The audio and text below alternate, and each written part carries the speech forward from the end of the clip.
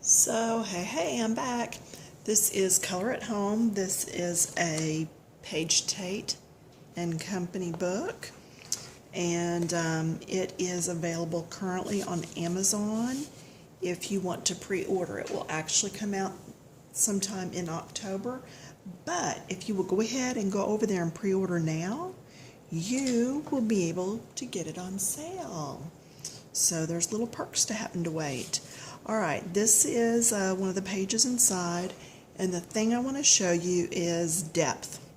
How to push things to the back and how to pull them to the front. This is quite busy page, but I really like it because I myself have a craft room that I sew and scrapbook and paint and have all the things in it. In fact, that room exploded years ago, and I'm now at my dining room table doing this because it's rather full in there. But anyway, what I want to show you is some of this wood. Now, do you see here how this is lighter and then back under here it's darker? It's because this entire tabletop is over the top of these. So these stay light. This is light because of the little bit of the light that's coming down, but then as you go back it gets darker and darker. In fact, I can even come in here and make this get quite a bit darker because it is so far back. And that's not doing it, so let's go to the dark brown. There we go, that's adding a little bit. But I can come in here and just keep deepening this up,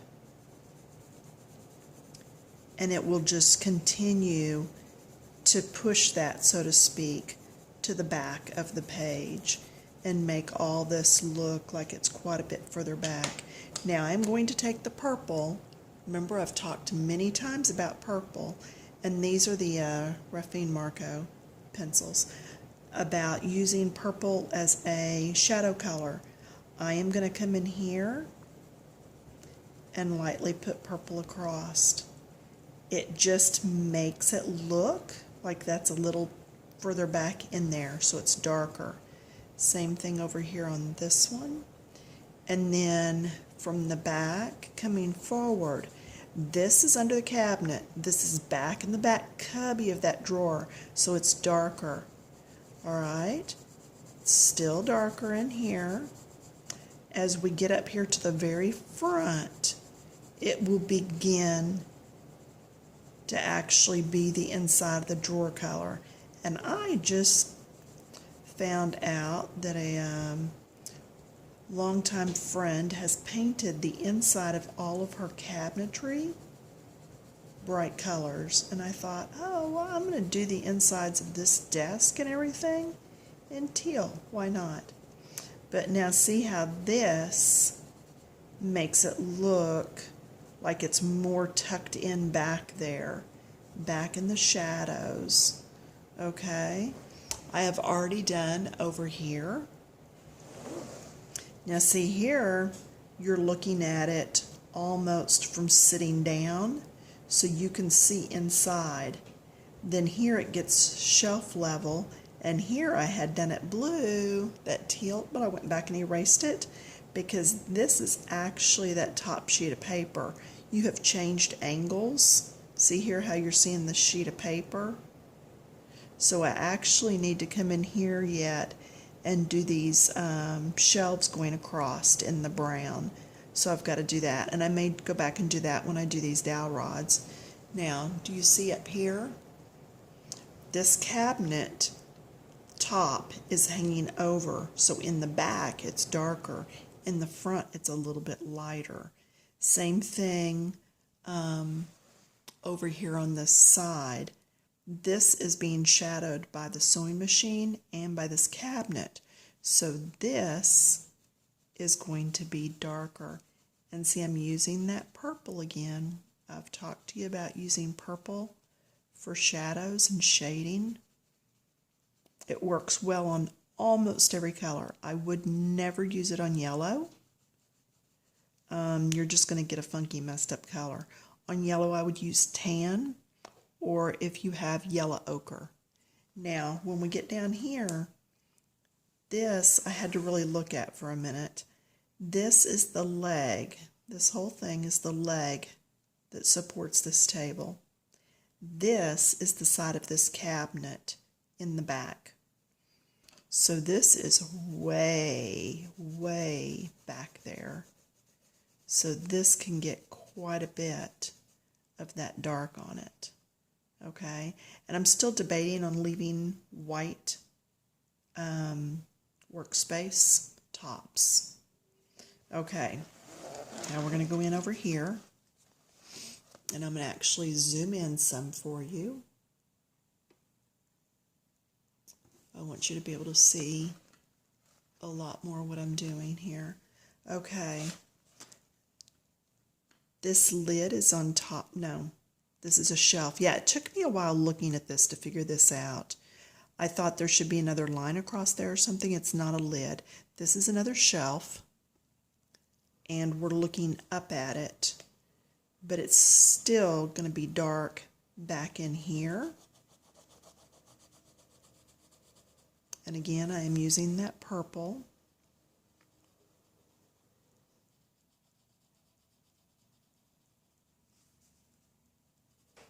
And this is way up. So this might be quite a bit darker because we don't see a light source up here. The only light source we see is down here with this lamp. So that gives me freedom to do everything up here as dark as I want. In fact, whenever I get ready to do, you remember the video where I showed you how to do this little box? Well, that box has light shining on it. So when I get ready to do these boxes that need to match, they're going to get some color strewn across the whole thing because they're in the shadows. Now, this is my darker brown pencil. So I am going to use that. I've been using it on this area, on all of the shelving, just to give it a little bit different color than that purple. I could have used the purple in there also. I have just chosen not to. Okay, so now that pushed that to the back. So this, again, will come across here. And I don't have to do the circles that I'm always telling y'all to do because wood has a grain. Even if it's a veneer, they usually put some sort of a fake little grain on it. So if I actually have a little bit of streaking on this, that doesn't bother me. It would be like a wood grain. All right. Now, if you watched one of the videos I did on a different Page Tate and Company book, you'll remember that the pages were not full, and I said that that just gives you a chance to go in, be creative, and finish filling it up. Whether you want to trace something and repeat it on the page, or whether you want to, you could do some lettering, whatever. Now on this page, do you see these little pieces across here? I was thinking, sticky notes. No, they're not sticky notes. If they were sticky notes, then they wouldn't be clipped up because they would stick, right? So I'm thinking, oh, fabric swatches, because here's the sewing machine. Or little mini canvases that have been painted. So now I need to decide, do I want to sit and draw little pictures on them and make them canvases? Or do I want to come back and actually do some designs and such on there and make them into little pieces of artwork or fabric swatches? See the fabric that's down here? So I can draw pictures on it and make it go either way. Or even just put little notes. draw in, oh gosh, you could draw in little pieces of washi tape. You could do all kinds of fun stuff up there. Okay, now I've got my purple back. If you're using your Marcos, if you've got the Marco Raffines, I'm using 528, and I really like this purple for shadows. So, and it's going to be a little harder to get in here because I need to go around each of these bottles, these little paint bottles. And yeah, I'm going to do each one different, and I'm probably going to do some lettering on them and actually give them color names. And right now my thought is to do silly names on them, like I haven't even thought about it much until just now. Can I think off the top of my head while I'm coloring? Okay, so like, let's say I'm going to use my name, Pam. I could do Pam's Paint for the brand, and then I could come in and do, my middle name is Kay. I could do Pam's Paint and then put Kay's Calypso Sky. You know, that would be a blue. Or Kay's Kelly Green. You know, just add different names and stuff. My daughter is Sarah. I could do, oh gosh, now why am I drawing a blank? It'll come to me in a minute.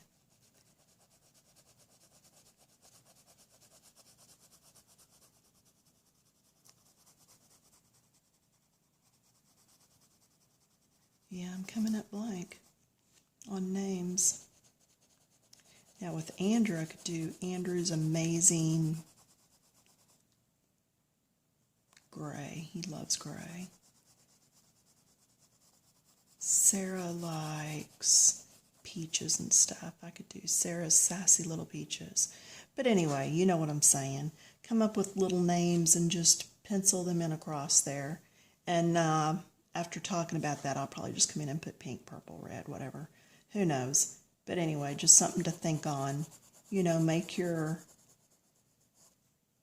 stuff fun. You've seen how people have taken books and put different titles and stuff on them. That's really all I'm trying to convey. That and filling time on a video while I color. And I haven't even let you watch this. Here's what I'm doing right here. Now the light's here, but all of this is casting a shadow there. Okay? Now, this fabric, it's got the light right there, but this is hanging off the edge. So this is going to have a little bit of shadow on it. I'm going to take the whole thing as one piece. I'm not going to take each little block. So this entire corner right here that's hanging off could actually, see, that's where the table edge comes right there. And then this whole bottom section gets some of that purple on it. Now, I did not blend this into this because if it's really coming right at the table edge, that would not be blended. The light would be shining down right there, and then that would drop straight off. Okay? And do you see how when I leave that line there coming across, it makes that look like it is dropped off? And see how I've really darkened that? I need to come in here and really darken up some of this pegboard. This is way back on the back wall under this tabletop. So this whole back piece can be really darkened up. Still using that purple. I could have gone back to my dark gray because I do have several grays.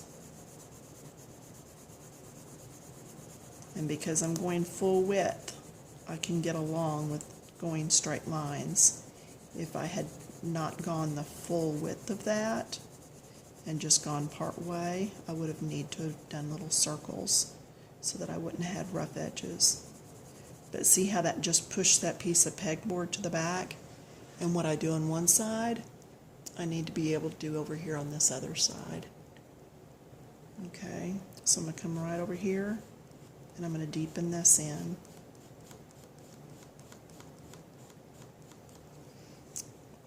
This is the back of the chair. The light's coming from the front, so I did shade around here, but I could also shade this whole side. Okay.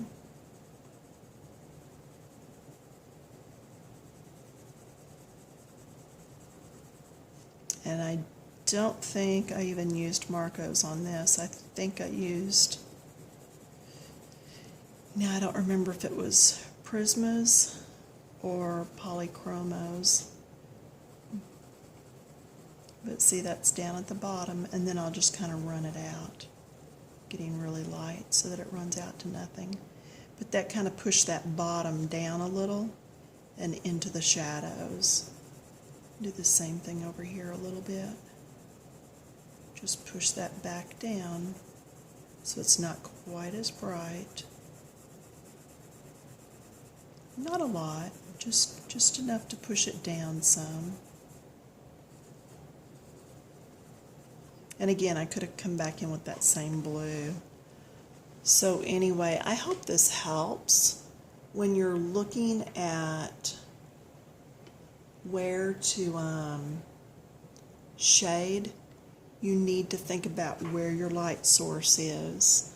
So I can literally see that this lamp is shining light like this. So this area can be, I yellowed it and then I erased the yellow so it would be pale and soft. But this area would be lighter than, say, the area up here in the top. And then this under here is tucked down under, so even though that light's shining, that down under there would still be darker. This is hanging off the edge, so I look at the entire piece and I say, okay, this corner is hanging off, so the light's not hitting it because it's actually off the edge of the table. So, and if I hold my pencil here, can you see how this side's light and this side's dark? That's what we're talking about. See how it's got a shadow across my pointer finger? All right, the back of my hand is shadowed. So set some things up and see where shadows fall. Up here on this clipboard, I did it darker behind the actual clip part. I did it darker here. Then I did it lighter here because of light that's maybe reflecting and hitting this area. So this is darker, and then this is close to the light, so it's lighter. All right, when I get ready to do this sewing machine, I'm looking to make sure we're still taping. Yes, good. When I get ready to do this sewing machine, this side right here is going to be lighter. I'm going to get a little darker as I move this direction. Even though the light is there and it's coming down, it's still getting darker as I move to the right. Okay? It's going to be really dark up under here because that's up underneath. All right? If I do dark at the top and bottom of this, it's going to make that turn wheel actually look more rounded. If I want to shade on each button, the light's from here, so my dark is going to be the bottom right corner. Now, it's going to be on each button because those are individual buttons. All right? On this entire piece right here, it would be on the bottom right because that is all one piece. Does that make sense? These are individual. This is all one. This is individual, but it's been sewn into one, so we treat it as one. All right? Let's see. These cans on the wall, or whatever these are, these little containers with pencils, the light's here, the ones to the right. See, I've got the pencil held. See the angle of the light? All right. So these are going to be lighter. These are going to be medium right through here because they will get some of that light, but then the ones over here on this far side, they're going to be the darkest. Okay, I hope this helps. When I get up here, these are further in the back, they'll be darker. The spines will be lighter. They'll be darker on each side of the spine with the middle lighter so that it actually looks rounded.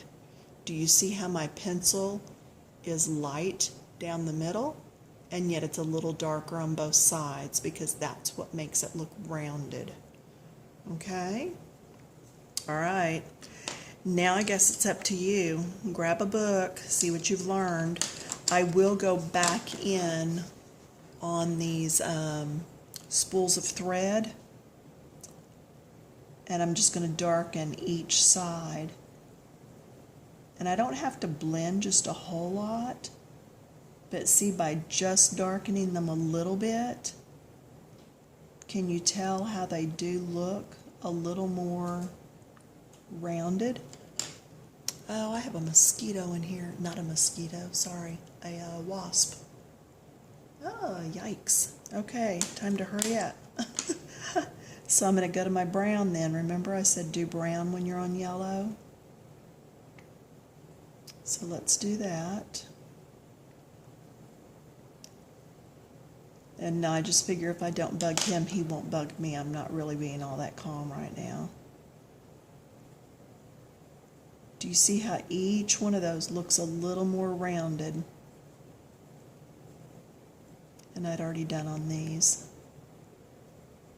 Put a little more there. Okay, so it just rounds them out. You can do the same thing on all the bottles of paint, on all these cans. These jars, I will add some extra purple or grays to the sides to make those rounded. Same thing on the trims up here. I'll do the same thing on the paper as what I did on the ribbon. See how it's darker at the top and bottom and where it's tucked up underneath? Now this one came over the top, so it's only at the top. It's not at the bottom because that's hanging over the front. This one's hanging down the back, so it's there and there. It's not hanging at all, so it's darker at top and bottom. You want to really make things look rounded. This one is here and up here. So work on making things look rounded. You can do it. If you have any questions, let me know. If you need another video on it, let me know. I'm totally open to that. I need to know what you're working on. If you're on Coloring Books Keep It Clean over on Facebook, post a picture of what you're working on. Let me know specifically what you need help with, and then I can see what we can do from there. If you're posting a picture that is out of a book or is drawn by somebody else and it's not colored yet, like say I was going to post this, please lay a couple of pencils across it. It deters people from copying that and gives more honor to the artist that you're not just giving away free copies of their work. So yeah, just be careful with what you're doing there, and let me know if you need anything. All right, have a good rest of the weekend, and I will talk to you all later.